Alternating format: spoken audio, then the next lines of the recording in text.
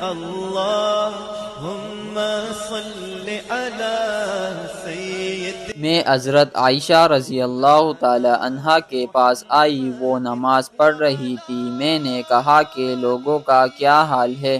تو انہوں نے آسمان کی طرف اشارہ کیا، یعنی سورج کو گرہن لگا ہے۔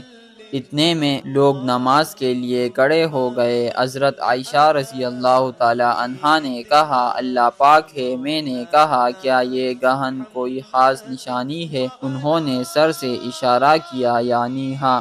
پھر میں بھی نماز کے لیے کھڑی ہو گئی، حتیٰ کہ مجھے عشق آنے لگا تو میں اپنے سر پر پانی ڈالنے لگی۔ پھر نماز کے بعد رسول خدا صلی اللہ علیہ وسلم نے اللہ تعالیٰ کی تعریف کی اور اس کی صفت بیان فرمائی۔ پھر فرمایا جو چیز مجھے پہلے دکھلائی نہیں گئی تھی، آج وہ سب اس جگہ میں نے دیکھ لی، یہاں تک کہ جنت اور دوزخ کو بھی دیکھ لیا۔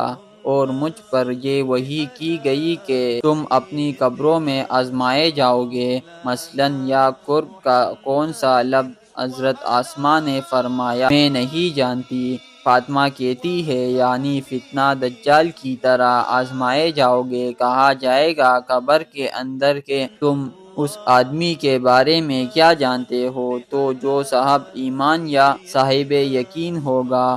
کون سا لفظ؟ فرمایا حضرت آسماء نے مجھے یاد نہیں۔ وہ کہے گا وہ محمد اللہ کے رسول صلی اللہ علیہ وسلم ہے، جو ہمارے پاس اللہ کی ہدایت اور دلیلیں لے کر آئے، تو ہم نے اس کو قبول کر لیا اور ان کی پیروی کی۔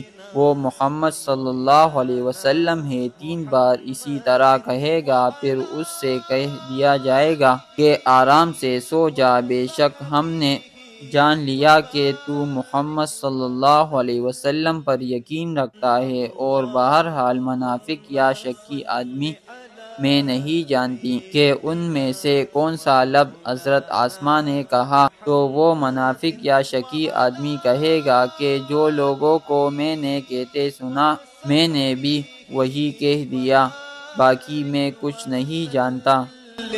اللہم صحیح بخاری حدیث نمبر 86۔ صل و مولانا